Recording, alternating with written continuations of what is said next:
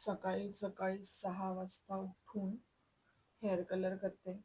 कारण जो हा मी आधी केलेला 4.26 नंबरचा कलर तो खूप विचित्र दिसत होता.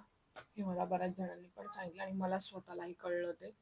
कारण सेटवर जेव्हा लाईट्स येतात ना तेव्हा तो इतका रेड दिसतो आणि मला असं झालं की लवकर याला चेंज करण्याची गरज आहे. हेअर कलर माझा लावून झालेला आहे. माझा जो आधीचा 4.26 होता आणि 3 हे दोघं म्हणजे हा याच्या 1/4 मी हा घेतला. थोडासा दूध टाकला त्यात म्हणजे एकदम छान असा ब्राउनिश दिसेल. खूप ब्लॅक नाही, खूप रेड नाही, मधला कलर येईल. कारण आता याचं काय करणार ना, असंच टाकू शकत नाही. मग थोडंसं मिक्स केलं. हे बघा, प्रॉपर हेअर वॉश केल्यानंतर आता जरा बरा कलर दिसतोय. आधी किती रेड रेड दिसत होता, एकदम बरगंडी असा रेडिश.